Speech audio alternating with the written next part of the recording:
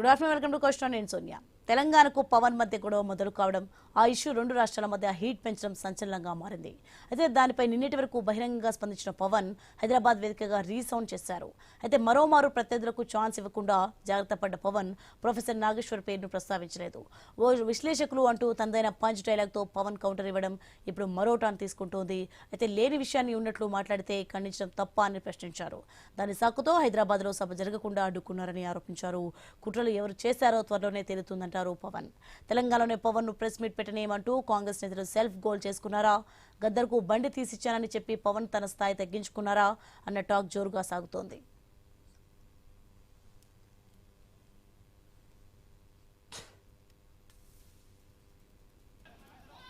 ఒక విశ్లేషించే వ్యక్తి, ఆయనంటే నాకు గౌరవం, ఆయన మీద నాకు గౌరవం ఉంది, ఆయన తీసుకుపోయి ఓ మీడియాలో మాట్లాడతా అమిత్ షా గారి గురించి మాట్లాడారు. అమిత్ షా గారు నేను మాట్లాడుకున్నామంటే ఆయన విన్నారంటే ఆయన కూర్చొని తప్పుడు మాటలు మాట్లాడితే దాన్ని ఖండించే నా మీద మనకు మాట అంటే మన జన సైనికులు ప్రతి చోట ఏదో కూర్చొని ఒక కేసులు పెట్టారు కూడా నాకు తెలియదు. తెలిసిన వెంటనే చెప్పాను, అవన్నీ వదిలేనని చెప్పాను నేను. అవన్నీ మళ్ళీ ప్రెస్ క్లబ్లో పోయి మీరు తిడుతూ ఉంటే, ప్రాంతీయ విద్వేషాలు రెచ్చగొడితే దాంట్లో కూర్చోబెట్టి ఎంతకాలం చేస్తారు? 12 సంవత్సరాలు తెలంగాణ వచ్చిన తర్వాత ఇంకా తెలంగాణలో ఉపాధి లేకపోయినా ఏమి లేకపోయినా దానికి ఆంధ్రుడే కారణం, దానికి పవన్ కళ్యాణే కారణం.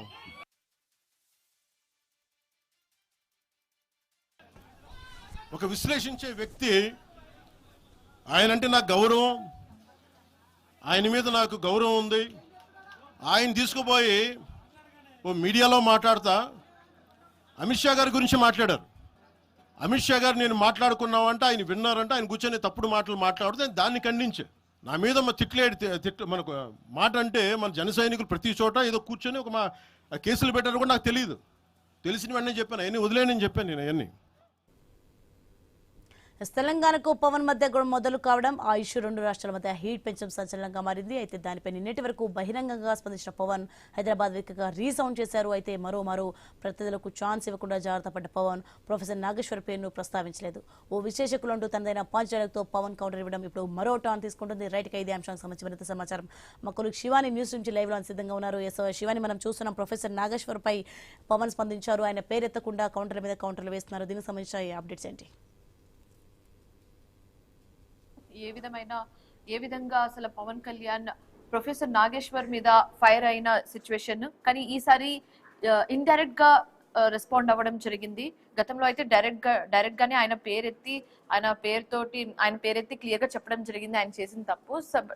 అండ్ నా కార్యకర్తలు కూడా నేను చెప్పడం జరిగింది, ఇదంతా వదిలేయండి, లైట్ తీసుకోండి. కానీ ఈసారి గట్టి స్ట్రాంగ్ వార్నింగ్ ఇచ్చారు, బట్ ఇండైరెక్ట్ గా ఇచ్చినట్టుగా క్లియర్ గా కనిపిస్తుంది.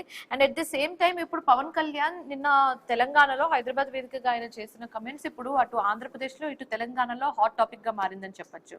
సో పవన్ కళ్యాణ్ కొన్ని కీ పాయింట్స్ మీద స్ట్రెస్ చేయడం జరిగింది. అది గద్దర్ గురించి కానివచ్చు, ప్రొఫెసర్ గురించి కానివచ్చు, తెలంగాణ ప్రజల గురించి కానివచ్చు, ఇలా కొన్ని కీ పాయింట్స్ గురించి మెన్షన్ చేయడం జరిగింది. సో ప్రెస్ మీట్ అయిపోయిన వెంటనే దీనికి సంబంధించి పొన్నం ప్రభాకర్ స్పందించడం జరిగింది, కేటీఆర్ కూడా స్పందించడం జరిగింది. సో ఇలా తెలంగాణ నేతలు కూడా ఒక్కొక్కరుగా ముందుకొచ్చి స్పందించడం జరుగుతుంది. సో మన అందరికీ తెలిసిందే, నిన్న మొన్నటి వరకు కొంచెం హై టెన్షన్ వాతావరణం నెలకొంది హైదరాబాద్ లో. సేయింగ్ దట్ పవన్ కళ్యాణ్ ఒక సభ ఏర్పాటు చేస్తే ఆ సభకి పోలీస్ అధికారులు అనుమతించలేదు. దానికి సంబంధించి కోర్టు కూడా వెళ్తామని జనసేన నాయకులు చెప్పడం జరిగింది. ఇదంతా ఇష్యూ మధ్య నిన్న పవన్ కళ్యాణ్ ఆయన సొంత ఇంటి వేదికగానే కొన్ని కమెంట్స్ ని పాస్ చేయడం జరిగింది, ప్రెస్ మీట్ పెట్టి మరి. సో ఇప్పుడు ఇదే కమెంట్స్ ఇప్పుడు అటు ఆంధ్రప్రదేశ్ కానివచ్చు, ఇటు తెలంగాణ కానివచ్చు, ఈ రెండు రాష్ట్రాల్లో కూడా హాట్ టాపిక్ గా మారిందని చెప్పొచ్చు. సో రైట్ గా ఇదే అంశానికి సంబంధించి మాట్లాడడానికి మనతో పాటు జాయిన్ అయ్యారు వేణుగోపాల్ గారు, జనసేన నాయకులు, మధుసూదన్ రావు గారు, రాజకీయ విశ్లేషకులు. ఇద్దరితో మాట్లాడే ప్రయత్నం అయితే చేద్దాం. నమస్తే అండి వేణుగోపాల్ గారు. నమస్తే అండి మధుసూదన్ రావు గారు. సో ముందుగా వేణుగోపాల్ గారు మీరు చెప్పండి, పవన్ కళ్యాణ్ నిన్న చేసిన కమెంట్స్ ని ఇటు తెలంగాణ ప్రజలతో పాటు అటు ఆంధ్రప్రదేశ్ ప్రజలు ఏ విధంగా చూసే అవకాశాలు ఎక్కువగా ఉంది? సో ఏంటి మొత్తం మోటివ్ ఏంటి? ఆయన ఇచ్చిన 1 hour ఏదైతే స్ట్రాంగ్ స్పీచ్ ఏదైతే ఉందో దాన్ని ఏ విధంగా చూడొచ్చు అంటారు? ముందుగా మీకు అదేవిధంగా ప్రేక్షకులకు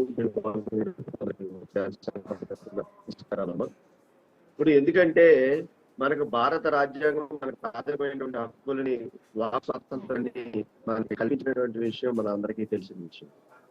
అయితే ఈ వాక్ స్వాతంత్రంలో భారత రాజ్యాంగం మనం ఒక విషయం చెప్పింది. మనం మాట్లాడేటువంటి విషయాన్ని చాలా స్పష్టంగా మాట్లాడుతూ, మనం మాట్లాడేటువంటి మాటల వల్ల ఎదుటి వ్యక్తికి ఎలాంటి ఇబ్బంది కలిగించినంత వరకు మనం చేసేటువంటి వ్యాఖ్యల్లో సత్యాలు నిజాలు ఉంటాయనేటువంటి విషయాన్ని మా రాజ్యాంగం మనకు స్పష్టంగా చెప్తుంది. వేణుగోపాల్ గారు, will get back to you. కొంచెం టెక్నికల్ ఇష్యూ ఉంది, will get back to you. So mean while ఇదే అంశానికి సంబంధించి మాట్లాడడానికి మనతో పాటు జాయిన్ అయ్యారు పల్లె రామచంద్ర గౌడ్ గారు, టీపీసీసీ అధికార ప్రతినిధి. ఆయనతో కూడా మాట్లాడే ప్రయత్నం అయితే చేద్దాం. సో రామచంద్ర గౌడ్ గారు, నిన్న ఏ విధంగా అయితే అసలు పవన్ కళ్యాణ్ హైదరాబాద్ లో తెలంగాణకు వచ్చి హైదరాబాద్ వేదికగా కమెంట్స్ పాస్ చేయడం జరిగిందో దీన్ని ఎలా చూడొచ్చు అంటారు? అండ్ అలాగే కాంగ్రెస్ నేతలు కూడా ఒక్కొక్కరుగా ముందుకు వచ్చి దీన్ని వ్యతిరేకించడము, ఆ వాదన కూడా తెర మీదకి వస్తుంది. సో వీటన్నిటిని ఎలా చూడొచ్చు అంటారు? మీ ఒపీనియన్ ఏంటి దీని మీద? మిత్రులందరికీ నమస్కారం. ముఖ్యంగా భారత రాజ్యాంగం ప్రతి ఒక్కరికి కూడా ఎక్కడైనా పోటీ చేయొచ్చు, ఎక్కడైనా ఉండొచ్చు, స్వతంత్రంగా మాట్లాడవచ్చు. కానీ ఒకరిని కించపరిచే, తన అభిప్రాయాన్ని వ్యక్తం పరచొచ్చు, కానీ ఒకరిని కించపరిచే రకంగా ఉండొద్దు. పవన్ కళ్యాణ్ గురించి 2 విషయాలు మాట్లాడాల్సిన విషయంగా ఉన్నది. 2 ఆబ్జెక్షన్స్. అతను ఏమన్నాడంటే, తెలంగాణ వాళ్ళ నరదృష్టితోని ఈ కోనసీమ కొబ్బరి చెట్లు అనుకోండి తోటలు నాశనం అయ్యనే మాట మాట్లాడడం అనేది ఆయన తప్పు. ఆ తప్పుకు క్షమాపణ చెప్పాలని కోరుకోవడం అనేది ఒకటి. అదే రకంగా తెలంగాణ రాష్ట్రము డిక్లేర్ అయిన తర్వాత 11 రోజులు ఉపవాసం ఉన్నాను దీని సందర్భంగా అని మాట్లాడడం జరిగింది. తెలంగాణ రాష్ట్ర ఆవిర్భావం అనేది ప్రజల కోరిక, ఇక్కడ ప్రాంత వాసుల కోరిక. మీకు ఇష్టం లేకుండా రాయలసీమ, ఆంధ్ర వాళ్ళకు అది వ్యతిరేకం ఉండొచ్చు. కానీ ఇక్కడ తెలంగాణలో 5 సంవత్సరాల నుంచి వీళ్ళు ఉద్యమ రూపకంగా ఉద్యమాన్ని సాధించుకోవడం జరిగింది. దాంట్లో ఎవరిని ఇబ్బంది పెట్టాల్సిన అవసరం లేదు, వారి మనోభావాలను దెబ్బతీసేవాల్సిన అవసరం లేదు. ఈ రోజు పవన్ కళ్యాణ్ గారు నిన్నటి రోజు వస్తానన్నాడు. ఏంటంటే నిన్న తెలంగాణ ఆవిర్భావ దినోత్సవం. ఆవిర్భావ దినోత్సవం రోజు నువ్వు ఏదో కెలకాలని ఉద్దేశంతో వస్తుందని ఉద్దేశంతో నీకు పర్మిషన్ ఇవ్వకుండొచ్చు. అంతకు ముందు 2 రోజుల ముందు పెట్టుకోవచ్చు, ఇప్పుడు పెట్టుకోవచ్చు, రేపు పెట్టుకోవచ్చు. నువ్వు ఈ రోజు కొత్తగా కాదు రాజకీయంగా అనేది. 2007 కంటే ముందు కూడా ప్రజారాజ్యంతో చిరంజీవి గారితో కలిసి నువ్వు చేయడం జరిగింది. ప్రజారాజ్యంలో చిరంజీవి గారు ఎంపీగా అయి మంత్రిగా కూడా, కేంద్ర మంత్రి కూడా అయిండు. దాంట్లో ఎవరికి ఇబ్బంది పడాల్సిన అవసరం లేదు. సో సెక్యూరిటీ పరంగా ఇబ్బందులు వస్తుందని ఒకే ఒక రీజన్ తో సభకి వద్దని చెప్పారు, అంతే కదండి? లేదండి, నిన్నటి రోజు ఒకటే రోజు తెలంగాణ ఆవిర్భావ దినోత్సవం ఉంది. ఆ రోజు కెలకాల్సిన అవసరం లేదు. అంతకు ముందు రోజు చేయి, 2 రోజుల ముందు చేయొచ్చు, తర్వాత ఇప్పుడు చేసుకోని పర్మిషన్ కు తిరగడానికి హక్కు ఉన్నది. ఇప్పుడు ఆంధ్ర వాళ్ళ గురించి మాట్లాడాలనుకుంటే వాళ్ళు ఈ రోజు కాదు, ఒకటేసారి కాదు, కానీ శని ఆదివారంలో వాళ్ళ పెట్టుబడులు అనుకోండి అన్ని ఇక్కడ ఉన్నాయి. ఎవరికి ఇబ్బంది లేదు, సంతోషంగా ఉన్నారు, ఎవరికి కూడా నష్టం లేదు. కొంతమంది రాజకీయ నాయకులు ఏదో పబ్బం గడుపుకోవడానికి అవి మాట్లాడుతున్నారు. కానీ ఇక్కడ హైదరాబాద్ లో పెట్టుబడులలో ఆంధ్ర, రాయలసీమ వాళ్ళు లేవా? ఎవరికైనా డిస్టర్బ్ జరుగుతుందా? ఇంతవరకు ఎవరికైనా అన్యాయం జరుగుతుందా? ఏదన్నా ఇల్లీగల్ గా ఉంటే ప్రాబ్లం ఉంటుండొచ్చు, కానీ లీగల్ గా వాళ్ళు ఉన్నారు, 50 సంవత్సరాల నుంచి ఉన్నారు, ఎవరికి కూడా నష్టం జరగదు.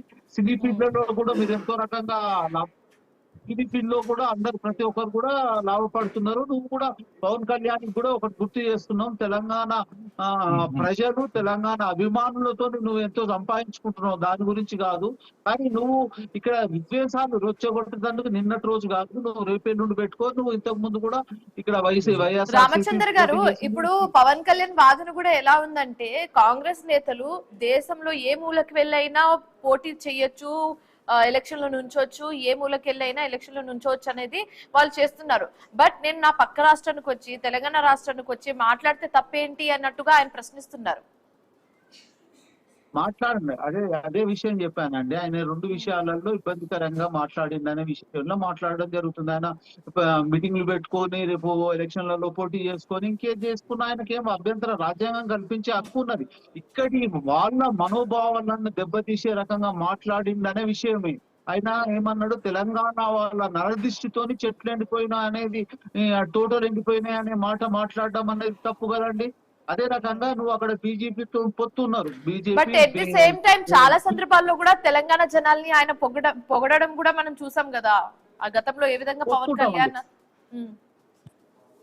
ఒప్పుకోవడండి, దాంట్లో ఇబ్బంది లేదండి. ఆయన నువ్వు ఏం చేసినా నువ్వు ఆయన రాజకీయంగా రావచ్చు పోవచ్చు, దాంట్లో ఏమి ఇబ్బంది లేదు. రేపు భవిష్యత్తులో కూడా నువ్వు మీ అన్న చిరంజీవి గారు పార్టీ పెట్టుకుని ప్రజారాజ్యంలో పెట్టుకొని ఆయన తిరగలేదా? నువ్వు కూడా తిరుగు, వద్దని అంటలేరు. కానీ ఇక్కడి తెలంగాణ వాళ్ళ మనోభావాలను దెబ్బతీసే రకంగా మాట్లాడొద్దని అంటున్నాము నువ్వు. అదే తప్పించి ఇంకా వేరే ఏం లేదు. నువ్వు రేపు తర్వాత పెట్టుకో మీటింగ్. నీకు తర్వాత పర్మిషన్ దొరకకపోవడం అనేది ఏముంది దాంట్లో? నువ్వు కొన్ని ప్రశ్నలు అడుగుతున్నాం. నువ్వు 12 సంవత్సరాల నుంచి తెలంగాణ గురించి ఏం మాట్లాడడం జరిగింది, తెలంగాణ అభివృద్ధి గురించి నీ అభిప్రాయం ఏంది, బీసీసీ రిజర్వేషన్ గురించి ఏముంది, బీసీ రిజర్వేషన్ ను బీజేపీ అడ్డుకోవాలి, నువ్వు బీజేపీతో పొత్తుతో ఉన్నావు కదా, బీజేపీ అడ్డుకులా వేస్తుంది, దాంట్లో నీ అభిప్రాయం ఏముంది? అదే రకంగా ఇక్కడ మనకు తెలంగాణ ఆవిర్భావం తర్వాత మనకు ముప్పు కర్మాగారం ఇస్తామన్నారు, ఏఎంసీ ఇస్తామన్నారు. తర్వాత ఇక్కడ ఇండియన్ మెడికల్ అసోసియేషన్ కి సంబంధించినది హైదరాబాద్ లో ఇస్తామని, ఇండస్ట్రీస్ కూడా ఎన్నో ఇస్తామన్నారు. మరి ఆ బీజేపీ వాళ్ళు ఇస్తలేరు, దాంట్లో కూడా ప్రశ్నించు. తెలంగాణ బేసికలీ జూన్ 2 కాకుండా జూన్ 2 కి ముందు రోజు లేకపోతే జూన్ 2 తర్వాత రోజు కూడా పెట్టుకుంటే ప్రాబ్లం కాదు, కానీ ఆ రోజు పెట్టుకోవడం అనేది వద్దనేది మీ వాదన. అవును, అది ఇబ్బందికరంగా మాట్లాడి రెచ్చగొట్టే ప్రయత్నం చేయాలని ప్రయత్నం చేసి రామచంద్ర గారు మాట్లాడదాం, కంటిన్యూ చేద్దాం. బట్ ఒక స్మాల్ బ్రేక్ తీసుకుందాం. స్మిట్ వేదిక నుంచి కొన్ని కమెంట్స్ పాస్ చేయడం జరిగింది. ఆ కమెంట్స్ కి సంబంధించి మనం ఇప్పుడు మాట్లాడుకుంటున్నాం. సో ఇప్పుడు వేణుగోపాల్ గారు ఇందాక మీరు చెప్తున్నారండి, కంటిన్యూ చేయండి. సో పవన్ కళ్యాణ్ చేసిన కమెంట్స్ ని మనం ఎలా చూడొచ్చు అంటారు? ఏంటి ఆయన మోటివ్ ఏంటి, ఏం చెప్పాలనుకున్నారు, వాట్స్ ద మెయిన్ ఒపీనియన్ అని అడిగితే ఏం చెప్తారండి? నమస్కారం. నా మాట స్పష్టంగా వినిపిస్తుందండి, హలో, నా మాట అర్థమవుతుందమ్మా? వినిపిస్తుందండి, చెప్పండి. ఇందాక కంటిన్యూషన్ చేసే విషయం ఏంటంటే, భారత రాజ్యాంగం మనకు కల్పించినటువంటి హక్కుల్ని ఎదట మనిషికి ఇబ్బంది కలిగించినంత వరకు మాట్లాడితే ఎవరికి ఇబ్బందికరమైనటువంటి పరిస్థితులు లేవమ్మా. కానీ ఒక వ్యక్తిని విమర్శించేటప్పుడు మరి ఎవరైతే విశ్లేషకులుగా ఉన్నటువంటి వ్యక్తి మా పవన్ కళ్యాణ్ మా అధ్యక్షులు చెప్పినగానే అక్కడ ఏదో జరిగినటువంటి విషయాన్ని జరగనట్టుగా మాట్లాడటం అనేది స్పష్టంగా, అంటే ఆయన దగ్గరుండి వీళ్ళిద్దరూ మాట్లాడుకునేటువంటి విషయాలను మేము విన్నాము అన్నటువంటి రీతిలో ఆయన మాట్లాడినటువంటి విధానం వచ్చేటువంటి సోషల్ మీడియా మీద కొంత స్పందించడం జరిగింది. తర్వాత దానికి వివరణ ఇవ్వటం జరిగింది. తర్వాత దాన్ని ఎవరో కూడా ఎక్కడా కూడా ఆయన చర్యలు తీసుకునేటువంటి పరిస్థితి ఎక్కడా లేదు. కానీ ఈలోపే సోషల్ మీడియాలో విపరీతమైనటువంటి ట్రోల్ చేసి పవన్ కళ్యాణ్ గారిని వ్యక్తిగతంగా ఆయన యొక్క వ్యక్తిత్వాన్ని దెబ్బతీయాలనేటువంటి ఉద్దేశంతో మరి కంకణం కట్టుకుని మీద విమర్శలు చేయడం అనేది చాలా బాధాకరమైన విషయం. రెండోది, ఇందాక పెద్దలు చెప్తున్నారు, ఆవిర్భావ దినోత్సవం సందర్భంగా 2వ తారీఖు ముందనొచ్చు, 2వ తారీఖు తర్వాత అయినా చేసుకోవాలనేటువంటి దానికి మనం ఆగస్టు 15 జనవరి 26 రిపబ్లిక్ డే అనేది ఆ రోజునే జరుపుకుంటాం తప్ప ఆగస్టు 14 కాబట్టి జనవరి 25 ఎక్కువ కూడా చేసుకో. కాకపోతే ఒక ప్రాంతం మీద ఉన్నటువంటి అభిమానం ఇవాళ మనం ఎక్కడో లేవు, మనమేం పాకిస్తాన్ లో లేవు, లేదా బంగ్లాదేశ్ లో లేవు, ఇతర దేశాల్లో లేవు, మనం భారతీయులు, మన భారతదేశం.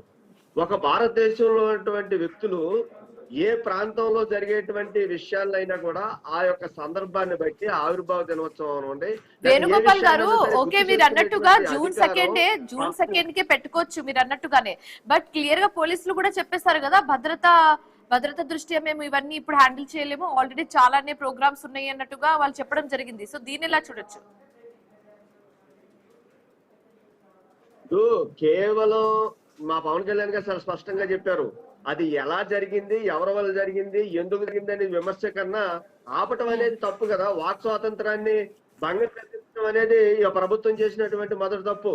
మరి అంత ముందున్నటువంటి ప్రభుత్వం ఇప్పుడున్నటువంటి ప్రభుత్వంలో ఉన్నటువంటి వ్యక్తుల్ని మరి కథ చేసినప్పుడు వాళ్ళు రోడ్ల మీద చేసినటువంటి అల్లర్లు మా వాక్ స్వాతంత్రం దెబ్బతింది, మా గొంతులు నొక్కేస్తున్నారు, ప్రజాస్వామ్యం కూని అయిపోయిందని చెప్పేటువంటి వ్యక్తులు ఇవాళ అధికారంలోకి వచ్చిన తర్వాత అదే వాక్ స్వాతంత్రాన్ని స్వేచ్ఛగా చెప్పుకునేటువంటి ఒక విషయాన్ని కూడా ఒక పార్టీ అధ్యక్షులు, జనసేన పార్టీ అధ్యక్షుల్ని మరి సభ జరగకుండా జరగడం అనేది అది ఎక్కడ జరుగుతుంది, ఎవరు చేశారు అనేటువంటి విషయం చాలా దుర్మార్గమైనటువంటి చర్యగానే మేము ఎవరు వ్యక్తిగతంగా విమర్శ చేయట్లా. కానీ ఆవిర్భావ దినోత్సవాన్ని గుర్తు చేసుకుంటాం అనేది మన భారతదేశంలో ఉన్నటువంటి ఒక వ్యక్తులు ప్రాథమికంగా మనం గుర్తు చేసుకునేటువంటి సందర్భం ఉంది కాబట్టి వ్యక్తిగతంగా పార్టీ అధ్యక్షుడు చెప్పుకోవడం తప్పు అనేది కాదు. కానీ అక్కడ ఉన్న నాయకులు ఈ రోజున మాట్లాడుతున్నారు, మీ మీ మీ బాబు జాగిరా, లేకపోతే ఐ జాగిరా, లేకపోతే ఏ జాగిరా అని అంటున్నారు. ఇవాళ మీరు గత ప్రభుత్వంలో ఇప్పుడు మాట్లాడేటువంటి వ్యక్తులంతా ఎక్కడున్నారు, ఏ రకంగా వాళ్ళు ప్రవర్తించినటువంటి తీరేంటో అనేది ప్రజాస్వామ్యంలో మన అందరం కూడా చూడటం జరిగింది. జన సైనికుల యొక్క ఆవేశం ఏంటంటే, ఒక కార్యకర్తగా ఈ భారతదేశంలో ఉన్నటువంటి వ్యక్తులు మాట్లాడేటువంటి మాటల్ని కట్టడి చేసి మీ ఇష్టం వచ్చిన వ్యక్తిగత దోషంలో చెప్పులతో కొడతాం ఏం జరిగిందని పవన్ కళ్యాణ్ గారు బొమ్మలు చెప్పులతో కొడుతున్నారా? మీరు ఆయన ఏం విమర్శలు చేశారు? ప్రొఫెసర్ నాగేశ్వరరావు గారి మీద ఏమైనా అరెస్ట్ చేయించారా? ప్రొఫెసర్ నాగేశ్వరరావు గారిని ఏమన్నా లేదు లేదు, కానీ గతంలో తెలంగాణ ప్రజలను ఉద్దేశించి ఆయన ఒక కమెంట్ పాస్ చేశారు కదా, సో మేబీ ఆ కమెంట్ ని దృష్టిలో పెట్టుకుని అలా చెప్పడం జరిగింది. తెలంగాణ ప్రజల దిష్టి తగిలింది ఆంధ్రాకి అని చెప్పడం జరిగింది. కామెంట్ అంటే ఇవాళ ఈ రోజున దాన్ని గుర్తు చేసుకోవాల్సినటువంటి అవసరం, సభను ఆపాల్సినటువంటి అవసరం ఏందమ్మా? ఎవరైనా అంటాం నీ నరదృష్టం లేకపోతే ఏ దృష్టం అంటే మనోభావాలు దెబ్బతినేటువంటి పరిస్థితుల్లో ఆయన అన్నటువంటి కోనసీమ దెబ్బతిన్నటువంటి మాట వ్యక్తిగతంగా ఏమైనా తెలంగాణ ప్రజల మీద రుద్దటం జరిగిందా? ఆయన ఏమన్నా ఒక జన సామెతని చెప్తాం జరిగింది. ఒకవేళ అదేమన్నా తప్పుగా మాట్లాడితే దాని మీద ఆయన వివరణ కూడా ఇవ్వటం జరిగింది. కానీ దాన్ని దృష్టిలో పెట్టుకుని ఇవాళ వాక్ స్వాతంత్రాన్ని భంగం కలిగించి మీరు పేకలను నొక్కటం అనేది ఎంతవరకు ధర్మం? మా అధ్యక్షుడు స్పష్టంగా చెబుతున్నారు. వేణుగోపాల్ గారు ఒక్క నిమిషం అండి. ఓకే అండి. సో మధుసూదన్ రావు గారు మీరు చెప్పండి. ఇప్పుడు మనం చూస్తున్నాము పవన్ కళ్యాణ్ ఏ విధంగా అయితే ఈసారి ఇండైరెక్ట్ గా ప్రొఫెసర్ మీద కౌంటర్ వేయడం కూడా జరిగింది. ఇదివరకు అయితే డైరెక్ట్ గా పేరెత్తి చెప్పడం జరిగింది. And at the same time Congress నేతల గురించి కూడా మాట్లాడడం జరిగింది. కాంగ్రెస్ నేతలు దేశంలో ఏ మూలకెళ్ళైనా కంటెస్ట్ చేయొచ్చు, బట్ మేము పక్క రాష్ట్రాలకు వచ్చి మాట్లాడలేమా, ఇది ఎక్కడ న్యాయం అన్నట్టుగా ఆయన మాట్లాడడం జరిగింది. సో ఈ కమిట్స్ అన్నిటిని ఎలా చూడొచ్చు అంటారు? మీ ఒపీనియన్ ఏంటి దీని మీద? ఇవన్నీ పవన్ కళ్యాణ్ గాని వారి ఇష్యూ ఏదైతే ఉందో ఇప్పుడు జరుగుతున్నటువంటి 2 రోజుల నుంచి పరిణామాలన్నీ మనం గమనిస్తే ఇదంతా కూడా రాజకీయంగా జరుగుతున్నటువంటి ఘోరంగానే చూడాలి. ఇక్కడ తెలంగాణ ఆంధ్ర, పవన్ కళ్యాణ్ తెలంగాణకు వ్యతిరేకము, ఆంధ్ర వాళ్ళు వచ్చి ఇక్కడ సభ పెట్టడం ఏంది అనే అంశాన్ని ఇవన్నీ కూడా పక్కకు పెడితే, రేపు తెలంగాణలో వచ్చేటువంటి మన అక్కడ హైదరాబాద్ లో జిహెచ్ఎంసీ జరిగేటువంటి ఎన్నికల్లో అక్కడ మెజారిటీగా గెలిచే స్థానాల మీద ఈ యొక్క రాజకీయం నడుస్తా ఉన్నది. ప్రధానంగా కారణం ఏంటంటే వాళ్ళ ఎన్డీఏ ప్రభుత్వంలో ఎన్డీఏలో భాగస్వామిగా తెలుగుదేశము, జనసేన పార్టీ, బీజేపీ 3 కలిసి వాళ్ళ పక్క ఆంధ్రప్రదేశ్ లో పనిచేస్తున్నటువంటి సందర్భంలో అందులో ఆ అలయన్స్ నుంచి వచ్చినటువంటి అతనే వాళ్ళ పవన్ కళ్యాణ్ హైదరాబాద్ కు వచ్చి తెలంగాణ నవనిర్మాణ సమావేశం అని చెప్పి పెట్టింది. దాంట్లో జన గలాన్ని అనే ఒక సేన గలం అని చెప్పి కూడా ఒక సైన్యాన్ని తయారు చేస్తామని చెప్పి వారు ప్రకటించింది. వారు నిన్న కూడా నేను జిహెచ్ఎంసీ ఎలక్షన్స్ ప్లస్ 2029 ఎలక్షన్ కూడా పోటీ చేస్తా అని చెప్పి వారు క్లియర్ గా చెప్పిండ్రు. అయితే ఇక్కడ ప్రధానంగా మనం చూడవలసింది ఏంటి అంటే రేవంత్ రెడ్డి గారు మొన్న ఎన్టీ రామారావు విగ్రహాన్ని మైత్రివనం దగ్గర దాన్ని పెద్ద ఎత్తున ఏర్పాటు చేయడం అనేది ఆవిష్కరించింది. కారణం ఏంటి? నేను జూబ్లీ ఎలక్షన్ లో నేను గెలిపిస్తే విగ్రహావిష్కరణ చేస్తా అని చెప్పి అక్కడ ఉన్నటువంటి ఆంధ్ర ప్రాంతానికి సంబంధించినటువంటి ఎవరైతే ఇక్కడ పూర్తిగా సెటిల్ అయిపోయి ఇక్కడ ఉన్నటువంటి వాళ్ళు ఎవరైతే ఉన్నారో వాళ్ళ ఓట్లను క్యాచ్ చేసుకోవడానికి కాంగ్రెస్ పార్టీ ఒక కుట్రపూరితంగా ఆ ప్రకటన చేసింది. కారణం ఇక్కడ కాంగ్రెస్ పార్టీ అసలు తెలుగుదేశం పార్టీ పుట్టిందే కాంగ్రెస్ కి అగైనెస్ట్ గా మనం ఇక్కడ గమనించాల్సింది. కాంగ్రెస్ విధానాలు నచ్చక ఇందిరాగాంధీ తీసుకునేటువంటి విధానాలకు వ్యతిరేకంగా అందులో నుంచి పుట్టుకొచ్చినటువంటి పార్టీ ఎన్టీ రామారావు పెట్టిన పార్టీ తెలుగుదేశం పార్టీ. అంటే కంప్లీట్ గా విరుద్ధమైనటువంటి సిద్ధాంతాలతోటి పోయేటువంటి పార్టీలు ఇవి. అయినప్పటికీ కూడా కాంగ్రెస్ పార్టీ కేవలం రేపు వచ్చే జిహెచ్ఎంసీ ఎన్నికలను దృష్టిలో పెట్టుకుని ఎన్టీ రామారావు విగ్రహాన్ని ముందు పెడితే ఇక్కడ మనం ఆంధ్రాకి సంబంధించినటువంటి వాళ్ళ ఓట్లను మనం క్యాచ్ చేసుకోవచ్చు అనే ఆలోచనతోటి ఇది వారు అక్కడ విగ్రహ ఆవిష్కరణ చేశారు. ఈ విగ్రహావిష్కరణ తర్వాత కాంగ్రెస్ వైపు కొంత అక్కడ ఓట్ బ్యాంక్ తిరిగేటువంటి అవకాశాలు కనబడతా ఉన్నాయి.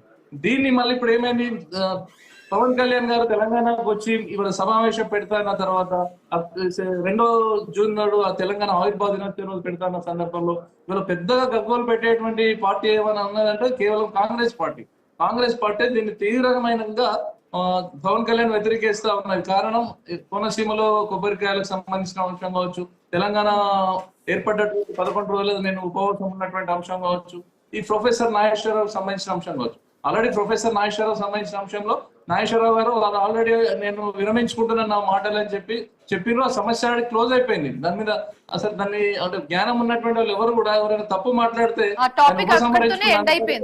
కరెక్టే. కానీ ఇంకొక మాట అన్నారండి పవన్ కళ్యాణ్, నేను ఏపీలోనే సీఎం అవ్వలేకపోయాను, ఇంకా తెలంగాణకు వచ్చి సీఎం అవుతానని ఎలా అనుకుంటున్నారు అంటే, ఆ కమెంట్ చూస్తుంటే ఎలా ఉందంటే తెలంగాణ నేతలు ఇక్కడ పవన్ కళ్యాణ్ సీఎం అయిపోతాడన్న భయంతో ఈ సభని ఆపినట్లుగా ఉన్నట్టుగా అందరూ మాట్లాడుకుంటున్నారు. సో దీన్ని ఎలా చూడొచ్చు అంటారు? ఎగ్జాక్ట్లీ, ఇప్పుడు మీరు అనేది ఇప్పుడు రాజకీయమైనటువంటి కోణాలు ఉన్నాయి కాబట్టి కాంగ్రెస్ పార్టీకి ఈ గతంలో జిహెచ్ఎంసీ ఎలక్షన్ లో వాళ్ళకు పెద్ద పర్ఫార్మెన్స్ లేదు. టిఆర్ఎస్ పార్టీది కొంతవరకు ఉంది, అప్పుడు బీజేపీ ఎంఐఎందే హవా నడిచింది ఇక్కడ జిహెచ్ఎంసీ ఎలక్షన్ లో హైదరాబాద్ లో. ఇప్పుడు జిహెచ్ఎంసీ ఎలక్షన్ లో వస్తున్నటువంటి సందర్భంలో పవన్ కళ్యాణ్ గారు క్లియర్ గా చెప్పారు, నాకు బలమే లేదు ఇక్కడ, నేను ఆంధ్రప్రదేశ్ లో సక్సెస్ కాలేదు, ముఖ్యమంత్రి కాలేకపోయినా ఆయన. వారు కూడా మొన్న అన్నారు, ఏది మన తమిళనాడు సంబంధించి విజయ్ ప్రైమ్ చీఫ్ మినిస్టర్ అయిన తర్వాత అది చూడండి అటు పక్కన ఎట్లా యువకులంతా ఆయన గెలిపించారు, మన 10 ఏళ్ల నుంచి కొట్లాడుతున్నా కూడా మనకు దిక్కులేని పరిస్థితి ఉన్నది అని చెప్పి ఆయన ఒక విధంగా కిందికి పోయి మరీ మాట్లాడింది. అటువంటి ఆయన మళ్ళీ తెలంగాణలో నాకేముంది ఇక్కడ అని చెప్పేటువంటి అంశం. అప్పుడు ప్రజారాజ్యం పార్టీ వాళ్ళు అన్న పెట్టినప్పుడే, అంత బలమైనటువంటి ఊపు ఉన్నప్పుడే ఆ రోజులో కేవలం 2 సీట్లు తెలంగాణలో వచ్చినటువంటి సందర్భం. 332 స్థానాలలో పోటీ చేసి మున్సిపల్ ఎలక్షన్ లో మొత్తం ఈ తెలంగాణ 11 జిల్లాలలో పోటీ చేస్తే కేవలం వాళ్ళకి వచ్చినటువంటి సీట్లు కేవలం 2 సీట్లు. 0.3% మాత్రమే ఓటింగ్ శాతం ఉంది. 0.3% ఉన్న ఓటింగ్ శాతం వల్ల రేపు ఇక్కడ తెలంగాణలో రాజ్యం అధికారం వస్తుందని చెప్పి మనం అనుకోవడం మూర్ఖత్వం అవుతుంది. కానీ లేకపోతే ఏమైతుందనంటే రేపు జిహెచ్ఎంసీ ఎన్నికల్లో భారతీయ జనతా పార్టీ అలయన్స్ లో తెలుగుదేశం ప్లస్ జనసేన పార్టీ ఉండడం మూలంగా ఈ యొక్క హైదరాబాద్ లో ఈ ఆంధ్ర ప్రాంతానికి సంబంధించినటువంటి వాళ్ళ ఓట్లు లక్షలాది ఓట్లు ఉన్నాయి కాబట్టి అవి రేపు పొద్దున్న జిహెచ్ఎంసీలో బీజేపీకి ఎక్కడ అనుకూలంగా అవుతుంది, కాంగ్రెస్ కు మైనస్ అవుతుంది ఆలోచనతోటే ఈ యొక్క అంశాన్ని అడ్డం పెట్టుకుని పవన్ కళ్యాణ్ గారిని తీవ్రంగా విమర్శలు చేసి అడ్డుకునేటువంటి ప్రయత్నం ఒక కుట్ర కూడా జరుగుతుందని మనం భావించవచ్చు. ఎందుకంటే గతంలో పనిచేసిన అటు తిరిగి ఎక్కడ బీజేపీకి ప్లస్ పాయింట్ అవుతుందని భయం పట్టుకుందంటారు. మున్వర్ ఫారూఖీ అనే ఒక కామెడియన్, స్టార్ట్అప్ కామెడియన్ ఉంటాడు హైదరాబాద్ లో. ఒక్క నిమిషం అండి వేణుగోపాల్ గారు, ఇప్పుడు మీరు చెప్పండి. నిన్న పవన్ కళ్యాణ్ ఇంకో మాట అన్నారు, అదేంటంటే పక్కా వచ్చే ఎన్నికల్లో తెలంగాణలో వచ్చే ఎన్నికల్లో మేము పోటీ చేస్తామనేది ఆయన క్లియర్ కట్ గా చెప్పేశారు. సో ఏంటి, ఎలాంటి స్ట్రాటజీతో ముందుకెళ్దాం అనుకుంటున్నారు? చాలా స్పష్టంగా ఉన్నాం. దాదాపుగా జనసేన పార్టీకి సంబంధించినటువంటి మరి జన సైనికులు దాదాపుగా జనసేన పార్టీకి 1,00,000 మంది కార్యకర్తలు అక్కడ పనిచేయడం జరుగుతుంది. మాది ఒక జనసేన పార్టీ అనేది కేవలంగా ఒక ప్రాంతీయంగా ఒక ప్రాంతానికే పరిమితమైనటువంటి పార్టీ ఏం కాదు. ఇందాక మా పవన్ కళ్యాణ్ గారు చెప్పినట్టు కాంగ్రెస్ పార్టీ వాళ్ళు భారతదేశంలో ఏ మూల నుంచి అయినా పోటీ చేసేటువంటి హక్కు వాళ్ళకున్నప్పుడు ఒక జనసేన పార్టీ అధ్యక్ష స్థానంలో ఉండి ఆ మాట అంటాం అనేది తప్పు కాదు. చాలా స్పష్టంగా ఏదైతే కొంతమంది మీరు ఎలా కాలు పెడతారో చూస్తాం, మీరు ఎవరో, మీరు ఇక్కడ రావడానికి ఏంటి అని చెప్పి రెచ్చగొట్టేటువంటి ధోరణులు చేస్తున్నారు కాబట్టి ఆయన చాలా స్పష్టంగా చెప్పడం జరిగింది. ప్రజాస్వామ్యంలో మాకు ఇచ్చినటువంటి రాజ్యాధికారాన్ని ఉపయోగించుకుని ఎక్కడైనా పోటీ చేసి గెలుపొందేటువంటి హక్కు భారత రాజ్యాంగం కల్పించింది కాబట్టి తెలంగాణలో పోటీ చేయిస్తారు తప్పకుండా. ఒక్క నిమిషం అండి రామచంద్ర గౌడ్ గారు, ఇప్పుడు ఫైనల్ గా మీరు చెప్పండి. నిన్న పవన్ కళ్యాణ్ క్లియర్ గా ఒక విషయం చెప్పారు, ఒకవేళ బిఆర్ఎస్ అంటే మనం చూసాం ఆంధ్రప్రదేశ్ లో ఏ విధంగా బిఆర్ఎస్ ఆఫీస్ ఓపెన్ చేసింది, దానికి ఆయన కూడా సహకరించారు. అండ్ ఇంకో విషయం చెప్పారు, పంజాబ్ కి వెళ్ళి కేసీఆర్ మాట్లాడినప్పుడు, ఆందోళన చేసినప్పుడు అప్పుడు ఎవరు ఎందుకు ఏ ప్రశ్న అడగలేదు, ఇప్పుడు ఎందుకు అడుగుతున్నారు? సో దీన్ని ఎలా చూడొచ్చు అంటారు? అంటే మిగతా పార్టీస్ నేషనల్ వైడ్ గా పాలిటిక్స్ అనేది చెయ్యొచ్చు, బట్ నేను పక్కనున్న రాష్ట్రానికి వస్తే తప్పేంటన్నట్టుగా ఆయన కూడా ఒక క్వశ్చన్ అడగడం జరిగింది. సో దీన్ని ఎలా చూడొచ్చు? రాజకీయంలో ఇది సాధ్యం అది సాధ్యం అనేది ఏం లేదండి. అక్కడ ఆయన బీజేపీ టీడీపీతోను పొత్తున్నాడు. ఆ పొత్తు అనేది ఇక్కడ ఉంటుండొచ్చు, ఉండకపోతుండొచ్చు, రేపు ఇంకో పార్టీతో ఉండొచ్చు. ఆయన వచ్చినా పోయినా ఏం విలువ లేదు. ఒకటి ఆయన ఎంత పీస్ఫుల్ గా చెప్పిండో ఒక అర్థం చేసుకోండి. ఇక్కడ ఆయన నన్ను బెదిరిస్తున్నారు, కాళ్ళు పెట్టమని అంటున్నారు, కానీ కోనసీమలో రాయలసీమలో నా తలకాయ పుచ్చనే తీసేస్తామని అంటున్నాడు. అంటే ఇక్కడికి అక్కడికి ఎంత తేడా ఉందో మీరు ఆయన మాటల్ని గుర్తుంచుకోండి. ఇక్కడ శాంతి కాముకులు అవసరం అనుకుంటే అన్ని రకాలుగా మంచిగా ఉన్న వ్యక్తులు, ఇక్కడికి అక్కడికి ఎంత తేడా ఉంటుంది అనేది ఇక్కడ కాలు పెట్టొద్దని మామూలుగా మాట్లాడుతున్నారు. అదే రాయలసీమ అనుకోండి, కోనసీమలో అనుకోండి, నా తలకాయ పుచ్చనే లేపేస్తామన్నా కానీ నేను బెదరలేదు అంటున్నా. అంటే ఇక్కడికి అక్కడికి ఎంత తేడా ఉందో ఈ మాటలనే తెలుసుకోండి. ఇంకోటి ప్రజారాజ్యం పార్టీతోని కాంగ్రెస్ తోని వాళ్ళు రాష్ట్ర దేశ అంటే కేంద్ర మంత్రివర్గం కూడా ఉన్నాడు. ఆయన దాంతో పాటు కేసీఆర్ తో మన చిరంజీవి గారితో కలిసి ఉన్నాడు. రేపు ఏది సాధ్యమో ఏది అసాధ్యమో తెలియదు. వాళ్ళది ఎట్లుంటది అంటే నిర్మాత ఎవరికి ఎక్కువ డబ్బులు ఇచ్చి ఎవరిని తీసుకుంటారో ఆ రకంగా ఉంటుండొచ్చు. భవిష్యత్తులో పవన్ కళ్యాణ్ ఏ పార్టీతోనే ఉంటాడో ఏదో తెలియదు. ఎందుకంటే ఆయనకు ప్యాకేజ్ ఎవరు ఎక్కువ ఇస్తే అటు పోతుండొచ్చు. మొన్న మోడీ గారు వచ్చి ఆయనతో పర్సనల్ గా మాట్లాడినప్పుడు ఏం మాట్లాడిండ్రు ఇవన్నీ ఈ రోజు అంటే ఒక నెల రోజుల లోపల జరుగుతుంది కాబట్టి మోడీ గారిది తర్వాత అమిత్ షా గారిది కొద్దిగా దీంట్లో ప్రభావం ఉంది. ఇండైరెక్ట్ గా వాళ్ళకి సపోర్ట్ ఉన్నది అనేది ప్రతి ఒక్కరికి చిన్న పిల్లవాడి నుంచి ప్రతి ఒక్కరు కూడా సో 1 month బ్యాక్ వచ్చినప్పుడే ఇదంతా ప్లాన్ చేశారని అంటున్నారా? చేయవచ్చు. అదే రకంగా ఛాయిస్ ఉండొచ్చు కదా. ఇప్పుడు వాళ్ళు నిర్మాతలు అంటే పెట్టుబడిదారులు ఆయనను ఏదో రకంగా వాడుకోవచ్చు కదా. అదే కబ్జా చేశానని నిరూపిస్తే ఒక నిమిషం ఇది మాట్లాడినాక డిస్టర్బ్ చేయకండి. ఆర్టిస్ట్ అన్నప్పుడు ఎవరికైనా కానీ డబ్బులు ఇస్తే టైం లేదండి, మీరు షార్ట్ గా చెప్పేయండి. కబ్జా విషయానికి వస్తే కబ్జా చేశారని నిరూపిస్తే ఏంటని ఎవరికి సహకరిస్తే ఎవరు డబ్బులు పెడితే వాళ్ళని చెప్పండి. వేణుగోపాల్ గారు మీరు ఏదో చెప్పాలనుకుంటున్నారు, చెప్పండి. అప్పుడు ఆయన ప్యాకేజీ అంటున్నాడమ్మా. అలాంటి మాటలే అర్థం పర్థం లేనటువంటి మాటలు రెచ్చగొట్టేటువంటి విధానాన్ని వాళ్ళు అవలంబించడం వల్లే వాళ్ళ జన సైనికులు రెచ్చిపోయేటువంటి పరిస్థితి ఉంది. ప్యాకేజీ నిరూపించండి మీరు. ఎందుకు అర్థం లేనటువంటి మాటలు మాట్లాడతాం? చెప్పులతో కొడతాం, లేకపోతే జనసేన పార్టీ బీజేపీ పార్టీతో అంకిత కదా. ఇవాళ పొత్తులనేవి ఇప్పుడు తమిళనాడు గవర్నమెంట్ ఉంది, ఆయన ఒక్కడే మరి వచ్చిన పూర్తి గవర్నమెంట్ ఆయన స్థాపించలేదు కదా. చెప్పండి ఇప్పుడు రామచంద్ర గౌడ్ గారు మీరు చెప్పండి. పార్టీ స్థాపించింది చేపించింది ప్యాకేజీలు అంటారేంటండి? పవన్ కళ్యాణ్ గారు ఏం తక్కువ?